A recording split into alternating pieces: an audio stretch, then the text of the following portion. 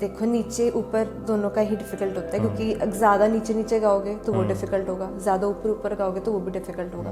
तो मतलब her voice का आई थिंक एक लेवल होता है कि वो कितना नीचे तक गा सकता है, कितना ऊपर तक, बट ये है कि इंक्रीज किया जा सकता है प्रैक्टिस के थ्रू।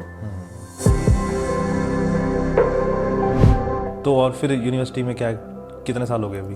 अभी 4th ईयर स्टार्ट हुआ। अच्छा 4th ईयर हो गया है? हाँ 4th ईयर चल रहा है। ओके, तो और कितने एग्जाम्स आ गए मेरे। कितने साल बचे हैं? बस 1.5 साल अब। 1.5 साल, उसके बाद फिर 2 डिग्रियां हाथ में। टिल्लों ने काला कोटा भी नहीं पाया। बिल्कुल है ना? डिग्रियां कितनी हैं इसलिए पाई हैं। डिग्रियां कितनी हैं करके पाया। मैं आपसे करती हूँ शेयर, कैसीनो की डबिंग हमने 2 या 3 बार की है, ठीक है। तो दूसरी बार तो ना मुझे थोड़ी डांट पड़ गई थी माइक पे पापा से। हाँ कि तू गा नहीं रही ढंग से, ऐसे ऐसे, और मैं रो पड़ी थी माइक पे। तो फिर मैं बहुत इमोशनल होकर आ गई वापस घर। फिर मैंने बोला कि नहीं, मैं करूँगी प्रॉपर्ली, जैसे मर्जी करना पड़े। तो ये चीज़ है मेरे अंदर कि मैं हार नहीं मानती। नहीं, हार तो माननी नहीं चाहिए। रो धो के मैं उठ जाती हूँ, कोई बात नहीं। वो अच्छी चीज़ है, वो हार क्यों माननी कि ठीक है पापा ने डांट दिया, पापा इसलिए डांट रहे हैं कि वो चाहते हैं कि वो अच्छी चीज़ हो, है ना। अगर तुमने उस लाइन को चुनना है तो फिर क्यों ना, फिर ताकि कल को अगर किसी को पता लगे कि समीक्षा उनकी बेटी है और वो कहें जी देखो इसकी तो प्रोनाउंसिएशन में गलती निकल आई, तो फिर वो पापा पे हो जाएगा ना, क्योंकि गुरु पे नाम आ जाएगा फिर, क्योंकि गुरु तो पापा ही है। बिल्कुल। तो इसलिए डांट खानी भी ज़रूरी है ना। जी जी। एंड उनको उनकी जो एंट्री थी ना तुम ही हो सॉन्ग से की थी उन्होंने, तो उसका पियानो प्ले होना शुरू हुआ स्टार्टिंग में। एंड वो पियानो बैठे, पूरी एक स्पॉटलाइट थी वहाँ पे जो उनके ऊपर थी सिर्फ, बाकी सारा ब्लैंक ब्लैंक। तो वहाँ का एक्सपीरियंस बहुत अच्छा था। प्लस बंदे को सीखने को मिलता है कि स्टेज को कैसे हैंडल करना है, क्योंकि अपना एक्सपीरियंस तो चलो होता है, लेकिन जब हम अलग अलग आर्टिस्ट को देखते हैं तो वो हमारे एक्सपीरियंस में, हमारी नॉलेज में और ऐड ऑन होता रहता है कि ये चीज़ भी की जा सकती है। और किसको सुना? और मैंने निंजा को सुना।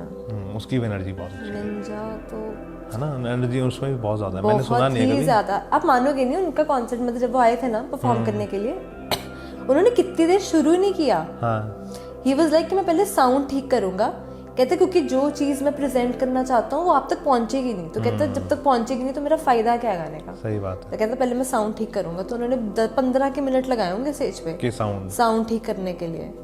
अब जिन लोगों को नॉलेज नहीं है वो तो कहेंगे भाई क्या कर रहे हैं ये। सही बात है ना। हाँ, बट मैं तो फ्रंट रोज में थी, क्योंकि मैं ऑर्गेनाइजिंग टीम के अंदर थी वहाँ पे। तो तुम तो स्पेशल हो, मतलब कि तुम्हें तो हर जगह घुसाते होंगे सबसे आगे। तो फिर जब सुना ना तो मतलब ऐसा लगता है एनर्जी डाउन ही नहीं होती कहीं पर उनकी।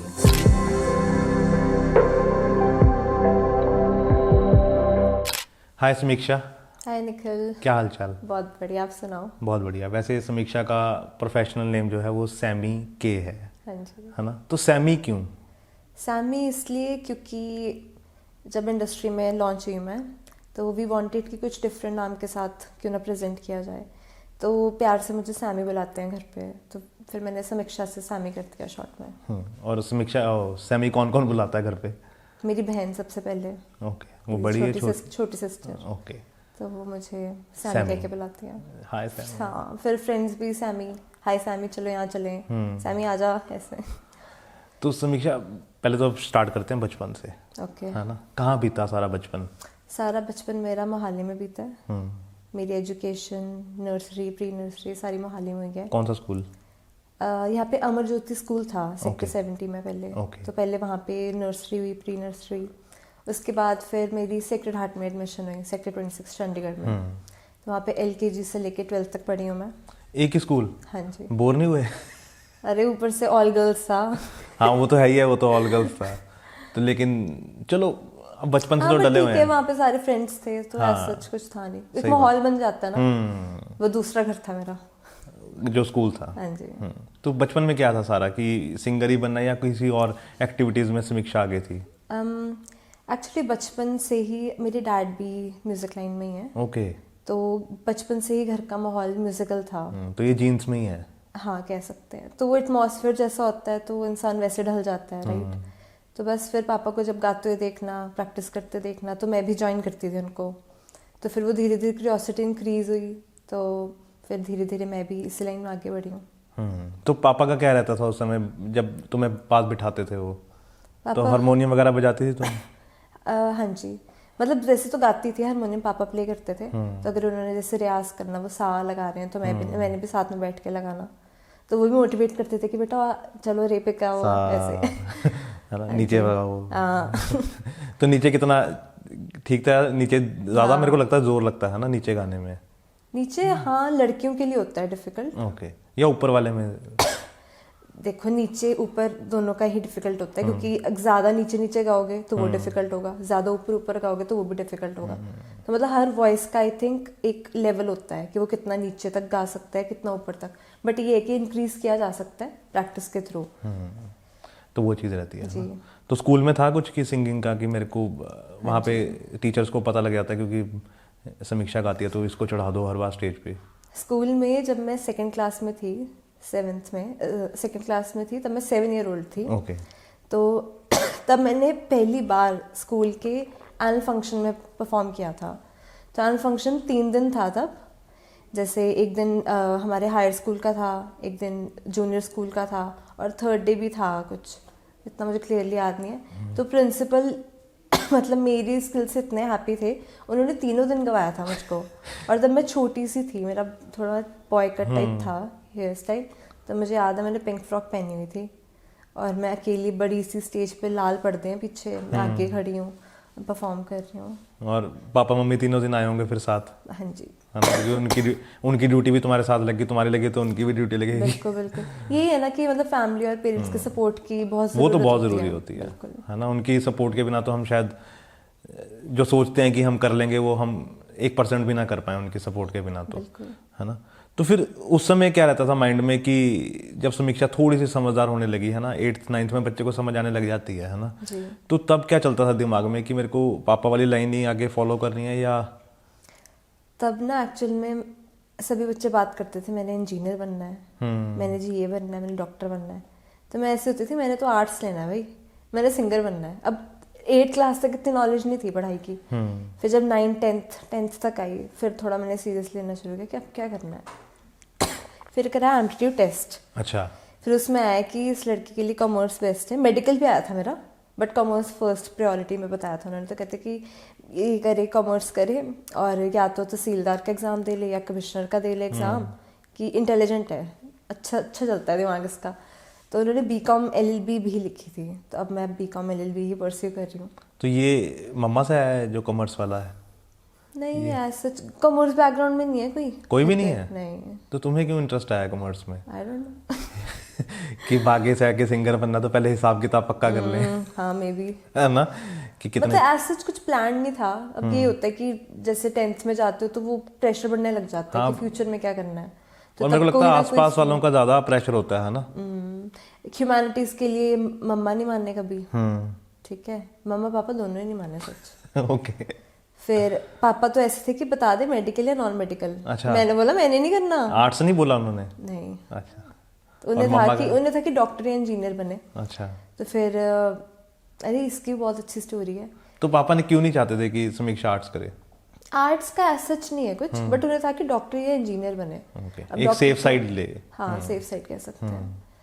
तो वो कहते थे कि इस वजह से बता दे, बट फिर मैंने बोला कि नहीं, मैंने कॉमर्स करनी है। तो वो स्टोरी बताओ जो तुम बता रही थी, किसके पीछे स्टोरी है एक? क्या था कि जब 10th के जब एग्ज़ाम्स ख़त्म हो गए तो वो 2-3 महीने की ब्रेक पड़ती है बीच में स्कूल जाने से, क्योंकि जैसे मार्च में ख़त्म होते हैं तो जुलाई में करते हैं ज्वाइन, है ना। तो पहले मेरी एडमिशन करवा दी गई नॉन मेडिकल में, एडमिशन करवा दी गई। ठीक है। और मैं ऐसी थी कि यार मैंने तो 9th-10th में ढंग से पढ़ी नहीं साइंस, मैं क्या करूँगी वहाँ पे। मम्मा का प्लान था कि नहीं बेटा तू कर लेगी, कोई बात नहीं, कि कोचिंग वगैरह ले ले, हो जाएगा सारा कंसेप्ट क्लियर। तो मैं ऐसे ना काफ़ी स्ट्रेस में चली गई। मैं थी यार मैं नहीं कर सकती नॉन मेडिकल, मैंने कभी सपने भी नहीं सोचा कि नॉन मेडिकल करेंगे। फिर कुछ टाइम बाद मेरी मेडिकल में एडमिशन करवा दी गई। तो वो प्रिंसिपल वाज लाइक कि हाँ, उन्हें भी था कि मतलब कर लेगी, क्योंकि ये तो देखो म्यूजिकल बैकग्राउंड है ऐसा। तो फिर मेडिकल में हो गया एडमिशन। मैंने फिर आई थी, मैंने था कि मैंने करना ही नहीं है, हद होगी मतलब। तो पहले भी शायद इसलिए चेंज कराई होगी कि तुम वो कर नहीं रही होगी ठीक से? हाँ, कर नहीं रही, तब तक स्टार्ट नहीं हुई थी क्लासेस, मतलब पहले एडमिशन हो रही थी। तो मैंने फिर मेडिकल के लिए मना कर दिया। फिर एप्टीट्यूड टेस्ट हुआ ना जब, फिर जाके कॉमर्स के लिए माने हैं। शायद उन्हें सबूत चाहिए था कि हाँ ये कर पाएगी। नहीं ठीक है। और कॉमर्स मेरे को लगता है कि ज़्यादा वो है कि मतलब मुझे तो बहुत इंटरेस्टिंग लगा। नहीं अच्छी है, कॉमर्स बट भी है। लोग अकाउंट से बहुत डरते हैं। वो अकाउंट्स ना दूसरा, वो जो मैथ से डरते हैं लोग, अकाउंट से क्यों डरना है? अकाउंट्स में तो पता है कि अकाउंट से भी डरते हैं, आपको अच्छा? पता नहीं है। 11th में तो मतलब मुझे तो इंटरेस्टिंग लगता था देखो अकाउंट्स, लेकिन बच्चे एक्चुअल में डरते थे क्योंकि उसके अंदर ना टेक्निकली और लॉजिकली बहुत सोचना पड़ता उसमें है। फॉर्मूलाज बहुत है ना, ये सब चीजें। फॉर्मूलाज और लॉजिकल थिंकिंग बहुत है। तो सीए नहीं सोचा करने की कि सीए में टाइम कंज्यूमिंग बहुत है और मुझे अपने म्यूजिक को प्रायोरिटी देनी थी। एक्चुअली डॉक्टर और इंजीनियर के लिए भी मैं इसलिए कभी नहीं मानी क्योंकि मुझे था कि अगर मैं इस फील्ड में पढ़ गई तो फिर मैं इधर ही रह जाऊंगी। अब डॉक्टर्स को जब हम देखते हैं जो पढ़ाई कर रहे हैं, नीट वगैरह की तैयारी कर रहे हैं, एमबीबीएस कर रहे हैं, तो उनके पास टाइम बहुत लिमिटेड होता है। तो इसी के बीच शोज करना, इंटरव्यूज देना, ऐसे गाने रिकॉर्ड करना, शूट्स पे जाना, तो वो इतना पॉसिबल नहीं है। या तो फिर तो या डॉक्टर बन पाओगी या यही कर हाँ, पाओगी। तो फ्लेक्सिबिलिटी कम है। तो मेरा एक रीजन ये भी था कि ह्यूमैनिटीज लेनी है मुझे। तो सेफ साइड आपने ढूंढी कि उसके बाद कि बीकॉम एलएलबी कर लेते हैं, जी। है ना? तो फिर जब फर्स्ट टाइम कहाँ कॉलेज में एडमिशन ली, या शुरू से ही अभी पंजाब यूनिवर्सिटी? उसमें भी बहुत चेंज किया है। पहले सेक्टर 51 में गवर्नमेंट कॉलेज है। हाँ हाँ हाँ हाँ पहले वहाँ एडमिशन ली। मुझे एसडी कॉलेज में जाना है। हाँ, एसडी में बीकॉम अच्छी होती है। हाँ, फिर मुझे ये था ना, डीयू के लिए माने नहीं पापा। अच्छा। कहते इतनी दूर भेजना नहीं तुझे कि तू म्यूजिक कैसे करेगी कंटिन्यू। ठीक है, तो उधर मैं गई नहीं। अच्छा, समीक्षा का प्लान था दिल्ली जाने का? हाँ, मैंने सोचा था दिल्ली चलते हैं, 3 साल की बड़ी हॉलीडे हो जाएगी। सही बात है। नहीं, वो तो अभी भी शुरू हो जाएगी। हाँ, तो फिर वहाँ जाने नहीं दिया। मैंने कितना टाइम जिद पकड़ रखी कि नहीं मुझे जाना है दिल्ली यूनिवर्सिटी, बट पापा कहते नहीं यहीं रहना है घर के परिवार के पास। तो फिर पहले सेक्टर 51 में हुई एडमिशन, और मेरी परसेंटेज ना ऐसे कम नहीं थी, 93% हूँ मैं तब भी, मतलब एसडी में इतनी कट ऑफ नहीं थी। तो पहले 51 में हो गया, फिर मैंने चेंज कर एसडी कॉलेज में करवाई, माइग्रेशन का ये अपनी। फिर उसके बाद 4 महीने के बाद 1 सेमेस्टर कर लिया वहाँ पे, फिर मैंने चेंज करके मैं पंजाब यूनिवर्सिटी कैंपस में यूएलएस में मैंने एडमिशन ली। ओके। मुझे था वहाँ पे बेटर ऑफरिंग है क्योंकि 2 डिग्रियाँ इकट्ठी हो रही हैं, और मम्मा भी चाहते थे कि मैं।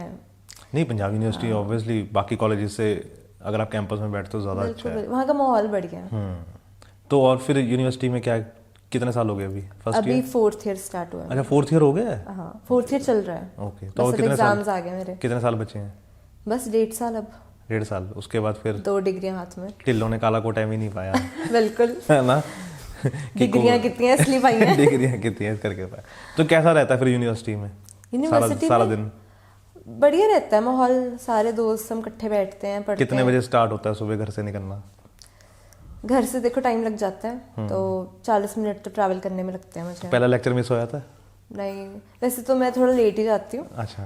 पहले लेक्चर वाले टीचर ने तो कभी शक्ल भी नहीं देखी होगी मेरी। ओके। सीरियसली।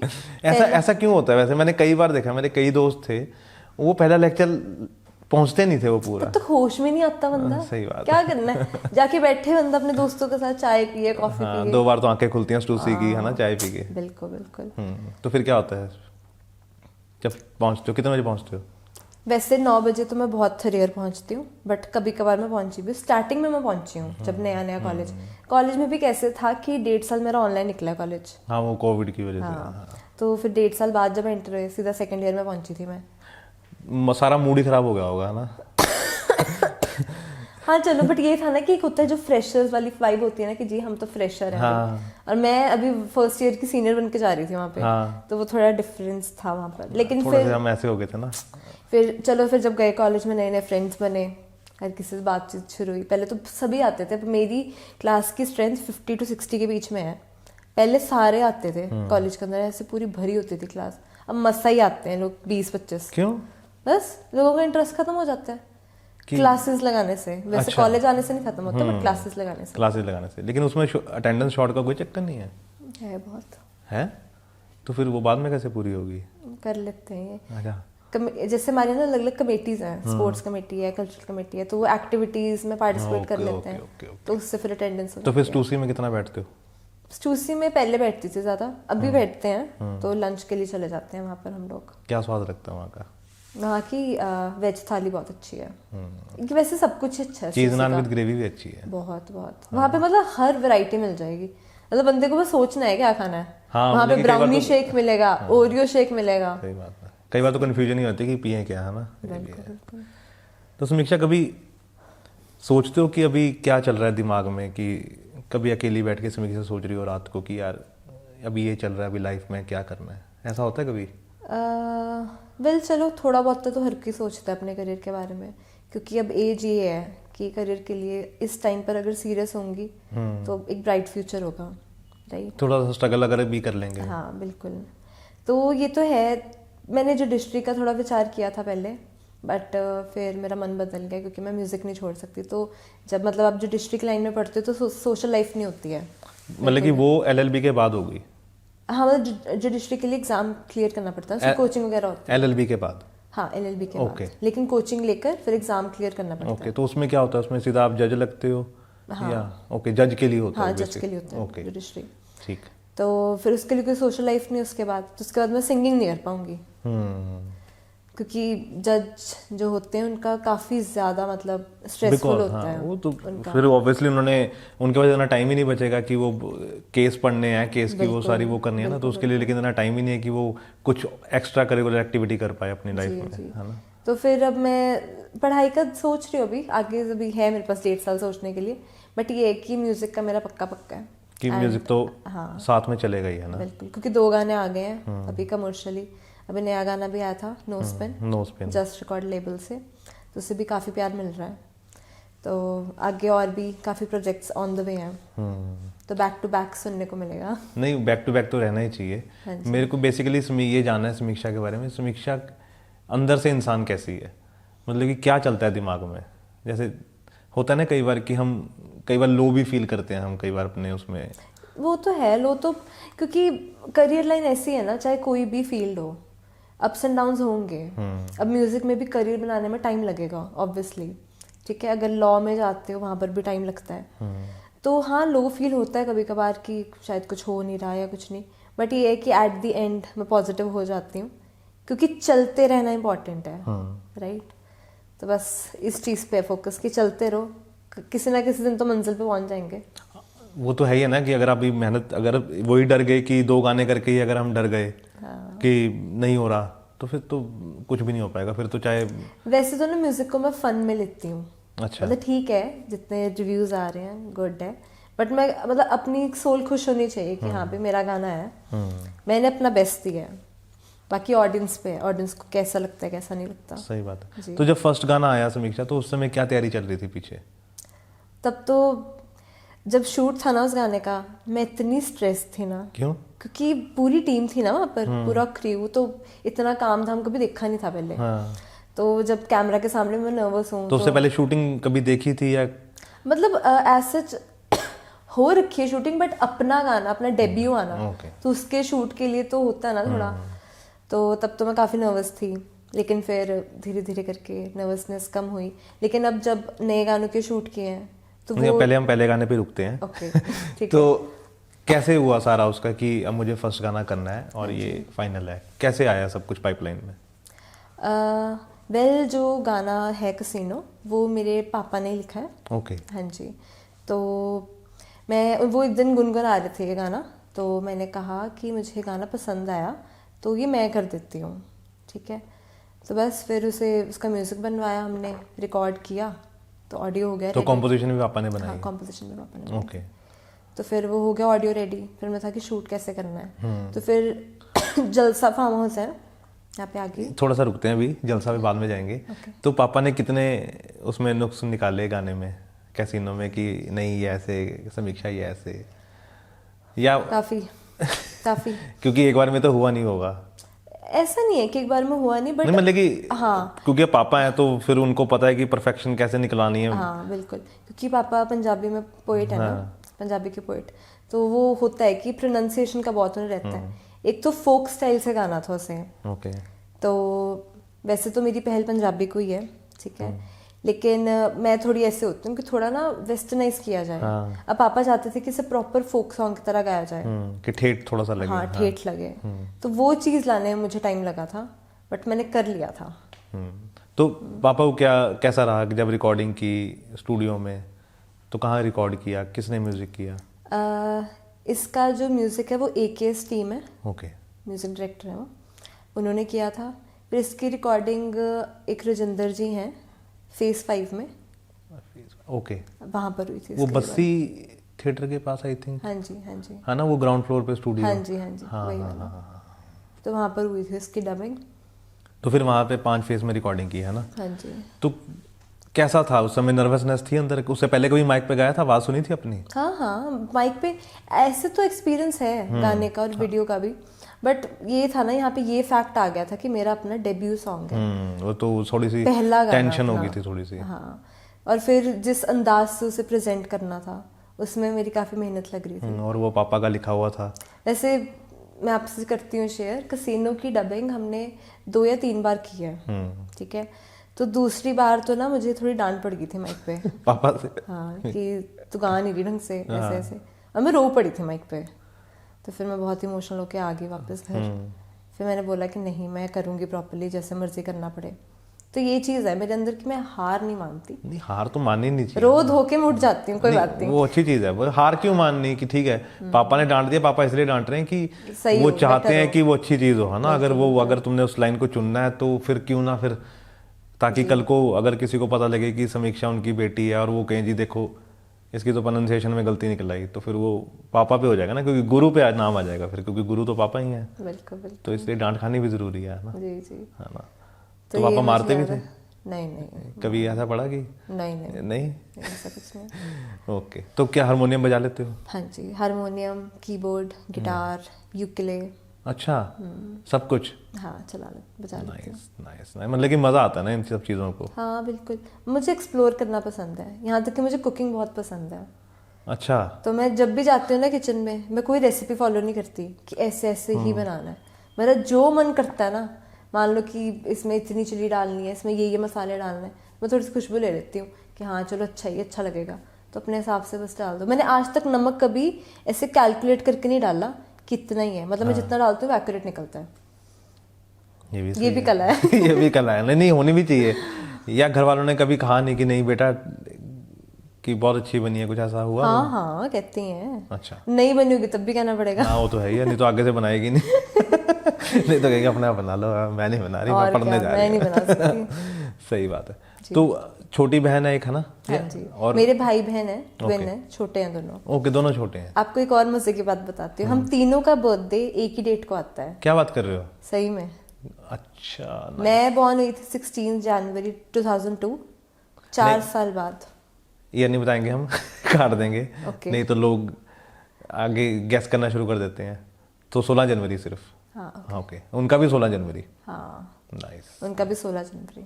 तो ये मम्मा ने सोच के किया था या ये कैसे सोचा जा सकता है? नहीं सोचा जा सकता। मेरी बहन की बेटी हुई थी, उसने ना अपनी मतलब कि प्लान करके आई थिंक उसने शायद डिलीवरी नहीं, की बट थी। मेरे भाई बहन प्रीमेच्योर हैं। ओके। हाँ, तो वो उसकी 8 month 21 दिसंबर को थी, तो उसका खुद का भी 21 दिसंबर को आता है, उसकी बेटी का भी। Okay okay. तो कई लोग करते हैं मतलब कि ऐसा, तो मेरे को लगता है शायद मम्मी ने। नहीं ऐसा कुछ प्लान लेकिन नहीं ये अच्छी चीज़ है ना कि तीनों का एक दिन कंबाइन हो गया, है ना। था। एक ही दिन सारे निपटा दो बड़ी वाली। और क्या। है ना। एक केक या 3 केक? 3 के। वो तो ज़रूरी है ना। और क्या। सही बात है। तो तुम पैम्पर्ड चाइल्ड हो सबसे ज़्यादा या नहीं? वो दो छोटे? पैम्पर्ड सबसे ज्यादा मेरा भाई है घर पे। हाँ, भाई सबसे तो छोटा है वो तो होना ही होना है वो तो। हाँ, बाकी मैं रिस्पॉन्सिबल चाइल्ड हूँ। वो तो। लेकिन मेरी जो बहन है वो ज्यादा रिस्पॉन्सिबल है। वो उल्टा मुझे और मेरे भाई को समझा रही होती है, ऐसे मत करो, क्या कर रहे हो आप लोग, ऐसे कर लो वैसे कर लो। तो वो हमें गाइड बहुत करती है, और हम ऐसे होते हैं कि चिल रहा कर, तू क्या हो गया तुझे। और वो कौन सी क्लास में है? अभी वो 12th में है। अच्छा, लेकिन वो भी अब तो उसको भी समझ हो गया, तो उसको क्या रहता है, कुछ रहता है इनपुट की सेमी ऐसे का या ये वाला गाना करते हैं? उससे वीडियो क्रिएशन की बहुत है नॉलेज। वो डायरेक्शन में? हाँ, और उसकी स्टाइलिंग भी बहुत बढ़िया है। तो मेरे गाइड तो मेरे भाई बहन ही है स्टाइलिंग में। कैसे पहनो और ये डालो। भाई का क्या लग रहा है कि किस चीज़ में फोकस है? मेरा भाई म्यूजिक डायरेक्टिंग में है। ओके। तो वो अपनी बीट्स, अपना म्यूजिक बनाता है। तो सही है, सेमी गाएगी। और दूसरी बहन क्या नाम है? तमन्ना डायरेक्शन करेगी। है ना, और वो म्यूजिक करेगा। मतलब कि ठीक है, सारा सेट है। टीम है हमारी। सही बात है। और अकाउंट्स तो तू हैंडल कर ही लोगे, है ना। और क्या। मेरी बहन भी गाती है वैसे। ओके। अभी तो स्कूल में है, तो अभी इतना उसे नहीं एक्सपोजर दे रहे हम, बट आने वाला टाइम उसके बिकॉज एजुकेशन सबसे ज़्यादा इंपॉर्टेंट है। हाँ बिल्कुल। और 12th बहुत क्रूशियल क्लास होती है, क्योंकि यही बेस है, फिर यहीं से आगे है। सही बात है, क्योंकि आगे इसी के बेस पे कॉलेज में एडमिशन होनी, तो ऑब्वियसली इस पे जोर देना ज़रूरी जी। है ना। तो और क्या रहता है समीक्षा, कभी कोई ऐसा रहता है कि यार मेरे को ये चीज़ ट्राई करनी है गाने में, या ये ऐसे ट्राई करना है? जब मैं इंडस्ट्री में आई थी ना, तो मेरा गोल वर्सेटैलिटी है।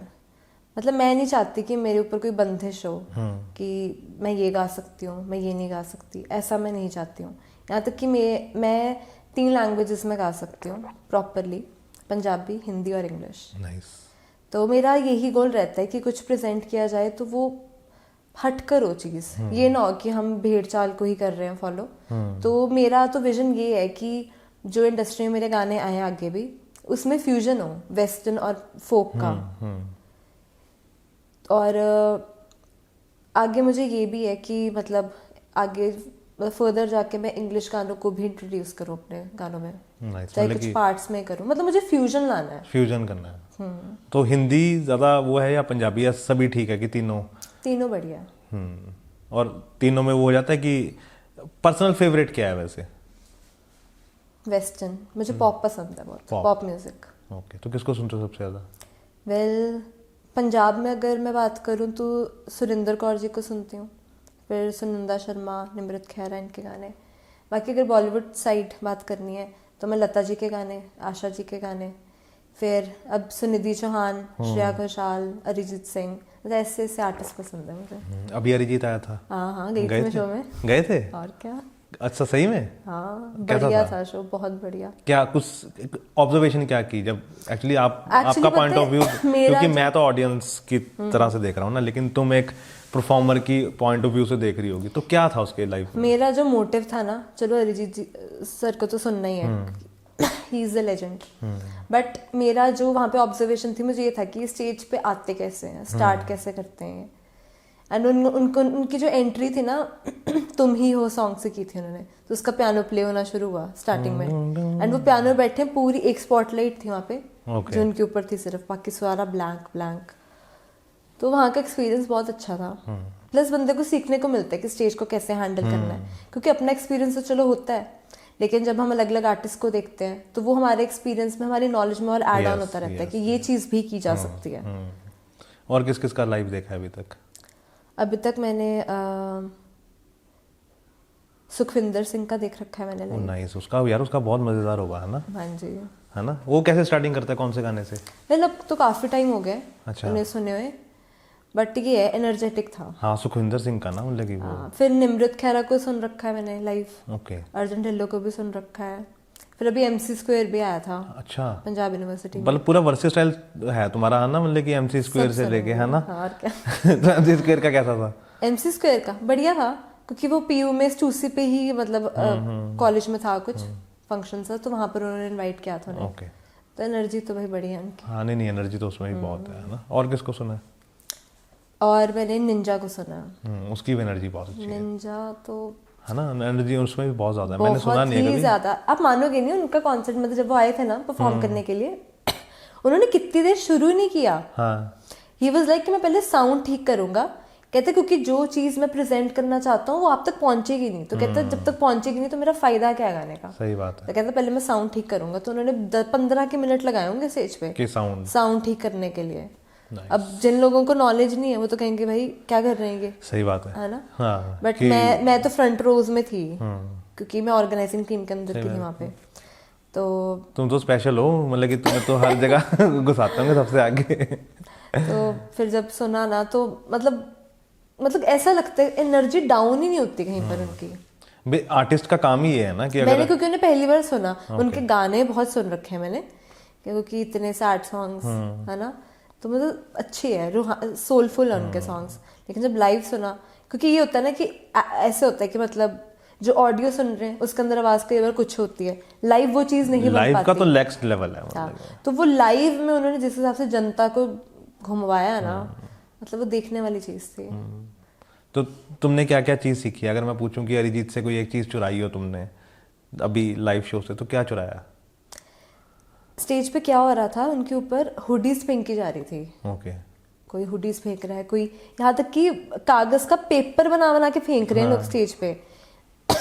तो मैंने क्या चीज नोटिस की कि वो कहीं पर ऐसे मतलब स्टॉप नहीं हो रहे थे, उनकी आवाज गाते हुए इतना भी नहीं लगा कि बंदा रुक रहा है, कि डिस्ट्रैक्शन नहीं हो रही थी। डिस्ट्रैक्शन कुछ नहीं, वो अपना साइन कर करके पकड़ाई जा रहे हैं। तो ये चीज, वो फ्लो को मेंटेन रखना, ये चीज सीखी। और बड़ा काम रहता है, मैंने सुना है वो गाते हुए। बहुत एंड में रणबीर कपूर भी आया था। हाँ, रणबीर कपूर भी आया था, वो वीडियो भी वायरल हुई थी। हम तो ऐसे हो गए थे, वो ये क्या हो गया। तो तुम्हारा फेवरेट है रणबीर? नहीं, एज फेवरेट तो नहीं, बट हाँ उनकी स्किल्स अच्छी लगती हैं। संजू मूवी के बाद मुझे ज्यादा अच्छे लगने लग गए थे रणबीर कपूर। अभी एनिमल में भी उसकी लुक अच्छी हाँ है। जी। तो और क्या रहता है वैसे सैमी लाइफ में, इसके अलावा कैसी दिनचर्या रहती है सारी? कॉलेज के बाद कितने घंटे रियाज होता है आने के बाद, या रोज होता है? शेड्यूल तो मेरा बड़ा टाइट है। सुबह वो तो अभी भी मेरे को फोन पे पता लग गया था, कह रही मैं कॉलेज आई हूँ। मेरे को ऐसा लगा था कि जैसे इंटरव्यू के लिए मना कर दे कि भाई कॉलेज जरूरी है, इंटरव्यू बाद में कर लेंगे। चलो, बट ये रहता है कि जैसे नहीं, वो अच्छी चीज़ है कि यू आर वेरी फोकस्ड, कि वो चीज़ ज़्यादा ज़रूरी है जो अभी चल रही है। हाँ, मेरा मतलब ये है मानना कि अगर तो कुछ करना है तो वो प्रॉपरली किया जाए। यस। अगर नहीं होता तो फिर मत किया जाए, क्योंकि अगर देना तो 100% दिया जाए, है ना। तो रूटीन मेरी कुछ ऐसी रहती है कि सुबह उठती हूँ, मैं सुबह रियाज करती हूँ। अच्छा, सुबह? हाँ, सुबह का रियाज इज़ वेरी इंपॉर्टेंट। राइट। सभी आर्टिस्ट करते हैं इस चीज़ को फॉलो।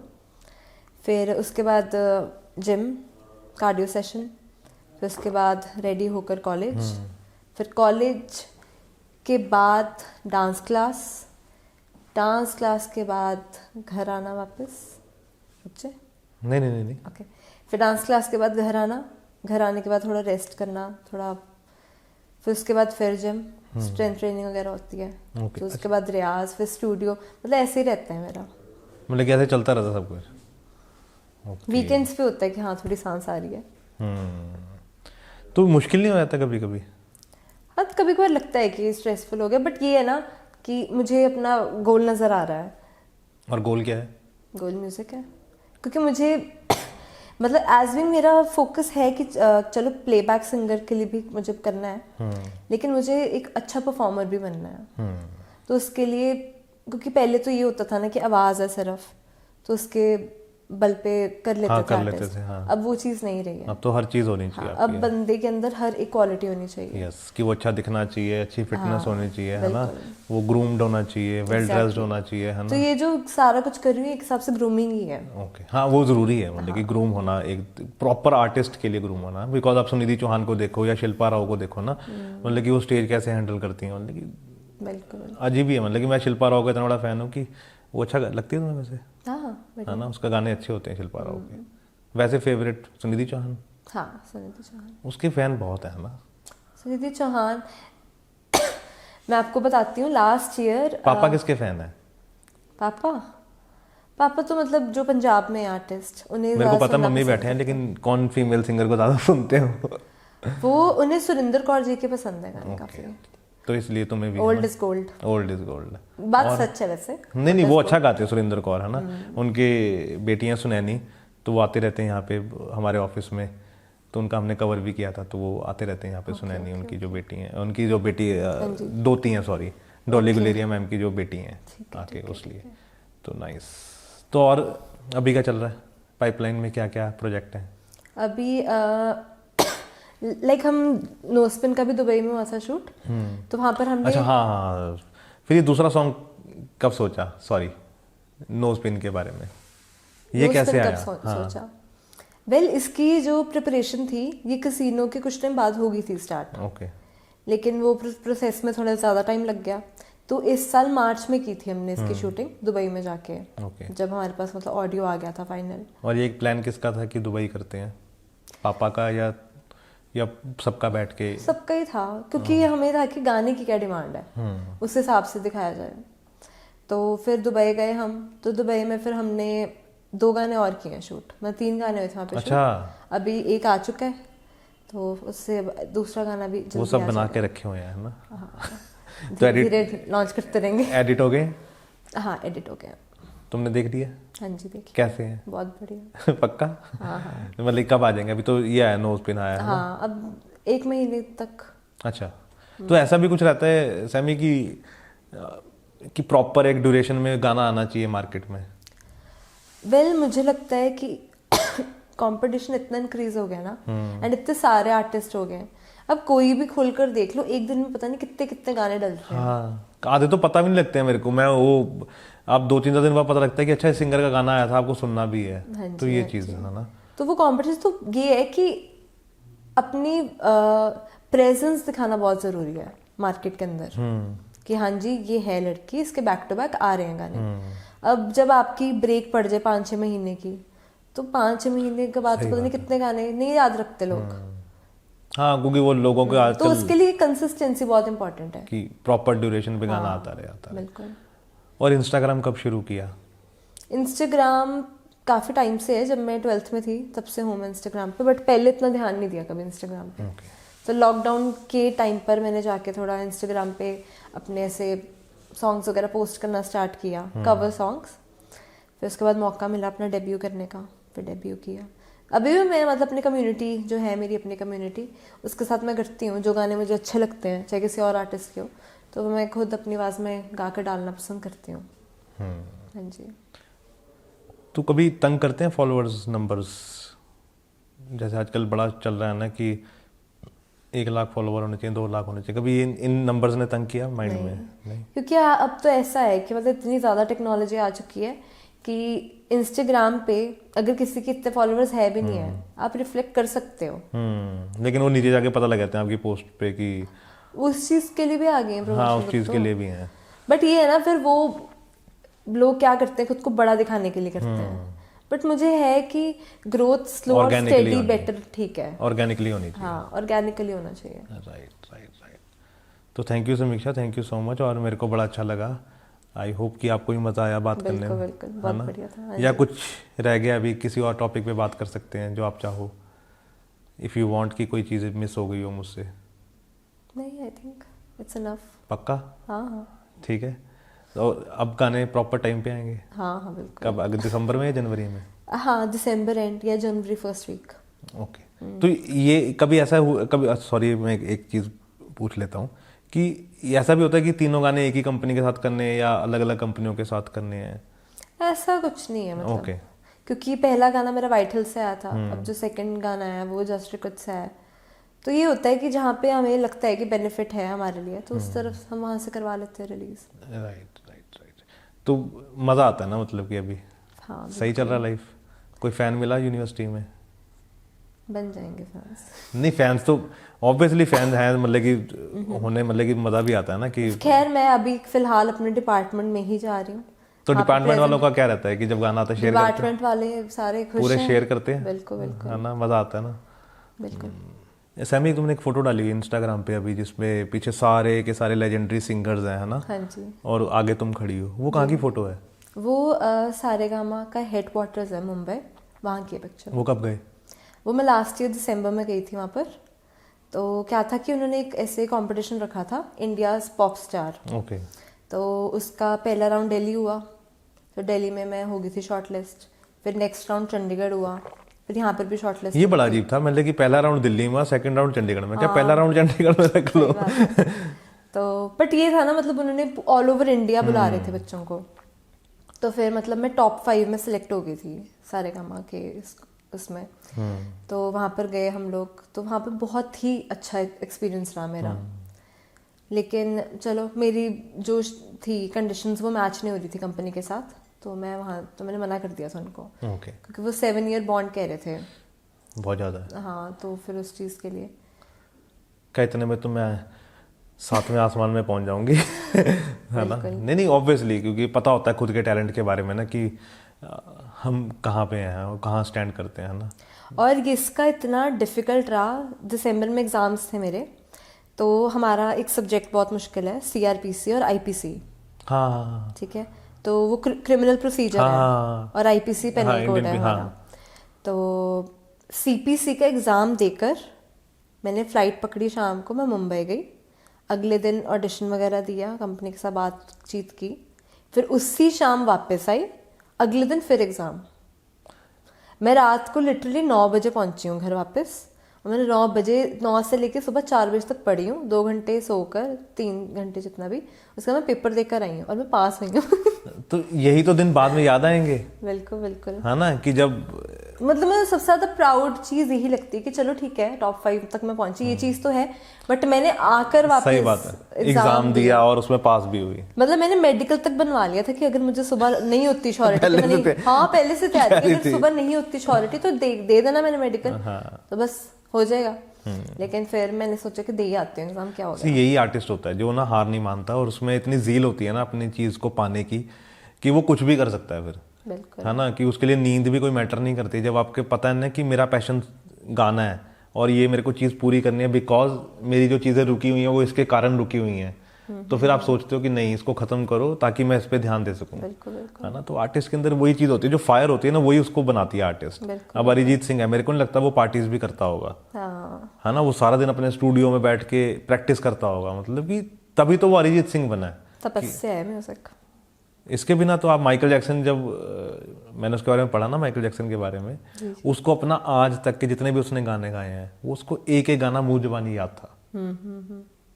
ऐसे नहीं वो लेजेंड हो जाते मतलब कि लोग कि एक एक गाना याद रखना बड़ा मुश्किल है। बिल्कुल बिल्कुल, अपने आजकल तो भूल जाते हैं आर्टिस्ट, इधर से रिकॉर्ड किया चलो जी, हाँ, कि उसको बीच में अंतरा भूल गए या है ना वो भूल गए, लेकिन उस आर्टिस्ट को एक एक लाइन याद थी, इसीलिए वो माइकल जैक्सन है कि उसके मरने के बाद भी उसकी सेल रिकॉर्ड हो गई इतनी ज़्यादा कि उसके जो कैसेट्स थी उसकी। तो फिर दिलजीत के बारे में क्या विचार है? दिलजीत बहुत, और अभी मेरे को मम्मा ने बताया थोड़ी देर पहले कि तुमने उनका भी शो देखा था। जी जी वो कैसे हुआ था? हमारे फैमिली फ्रेंड्स ही हैं, तो उनके आगे भाई के बेटी की शादी थी, तो तब हम वहाँ पर गए, तो मतलब बहुत बढ़िया था उनका सारा अरेंजमेंट, तो वहाँ पर आए थे दिलजीत परफॉर्म करने। और तुम्हें पता था कि दिलजीत ने आना है? बिल्कुल बिल्कुल, है ना। आधी एक्साइटमेंट इसी बात की थी कि दिलजीत को और देखना क्या, है मैं थी दिलजीत को देखना। नहीं तो मेरे को तो एक्साइटमेंट होती है पनीर की। और दिलजीत आए थे, तो उनकी परफॉर्मेंस भी बहुत पावरफुल, मतलब भांगड़ा साथ में करना, तो वो जो लोगों के साथ कनेक्शन बनाना होता है ना, वो बेस्ट चीज थी उनकी। वो तो मैंने उसका ना भी वो देख रहा था, जो यूट्यूब पे भी उसकी इंट्रो वगैरह होती है ना, बिकॉज मैंने तो उसका लाइव नहीं देखा, लेकिन जो उसने कोचेला में भी किया है ना, सारा कुछ किया, तो वो बड़ा एनर्जेटिक रहता है उसका सारा, एनर्जेटिक, प्राउड होता है कि भाई हमारे देश का बंदा है ये। सही बात है। कर भी फॉरेनर्स में रहे थे, सभी को इंग्लिश ही आती थी वहाँ पे, बट ये ना कि म्यूजिक की कोई लैंग्वेज नहीं होती, तो जोड़ रहे लोगों को वहाँ पर भी। तो कब तक हम सोच सकते हैं कि सैमी का कोई फ्यूजन सॉन्ग आएगा? जल्द। अभी जो ये दो रिलीज होने वाले हैं, ये पंजाबी हैं? हाँ जी पंजाबी हैं ये। ओके, या ये भी फ्यूजन में है? ये पंजाबी है। ओके, तो फ्यूजन इसके बाद अब हाँ काम चल रहा है उन पे, क्योंकि मुझे है कि मार्केट में सब चीज़, हर एक चीज़ प्रेजेंट की जाए। नहीं, पता तो होना चाहिए ना, किसी लोगों को पता तो लगे सैमी क्या क्या कर सकती है, है ना, कुछ नहीं पता कि कहाँ से क्या फोन आ जाए। हाँ जी, है ना। और सारेगामा ने अगर इतने टाइम के लिए बॉन्ड करने के लिए कहा था तो उन्होंने कुछ तो देखा होगा ना। बिल्कुल, है ना, लेकिन वो हमें भी पता है कि हम क्या कर सकते हैं, तो हम क्यों करें। बिल्कुल, कल को हम सोनी के साथ करेंगे, वार्नर्स के साथ करेंगे। मतलब ये होता है ना कि वो फ्लेक्सिबिलिटी खत्म हो रही थी, फिर मुझे मतलब पढ़ाई छोड़नी पड़नी थी उसके लिए। अच्छा, ऐसा भी है क्या? हाँ हाँ, उन्होंने कहा था कि मुंबई में शिफ्ट होना पड़ेगा आपको। अच्छा, जैसे दिसंबर में हो गया ऑडिशन वगैरह। तो बॉम्बे क्यों गया? मैं चंडीगढ़ में रह सकती हूँ ना यार, शो तो कहीं भी कर सकती हूँ। हाँ, तो वो उन्होंने, क्योंकि यहाँ पे प्रॉपर ग्रूमिंग करनी थी अपने हिसाब से, 6 मंथ ग्रूमिंग, फिर उसके बाद उन्होंने कहा था कि आपको पढ़ाई ड्रॉप करनी पड़ेगी और यहीं पर रहना पड़ेगा हमारे पास, और पर्सनल लाइफ खत्म है उसके बाद। कि आप ये नहीं कह सकते कि आपने जी मामा का या बेटे की शादी है, ये मुझे जाना है, कहते ये सब खत्म है उसके बाद। तो फिर पापा ने कहा कि इतना रिजिड होके क्यों चलना है, सही बात, जब हम खुद कर सकते हैं। सही बात है, आराम से चल सकते हैं जब लाइफ में। और अभी कौन सा हमारी उम्र निकल गई है, बिल्कुल, है ना। अभी तो करने को तो बहुत कुछ कर सकते हैं हम, है ना।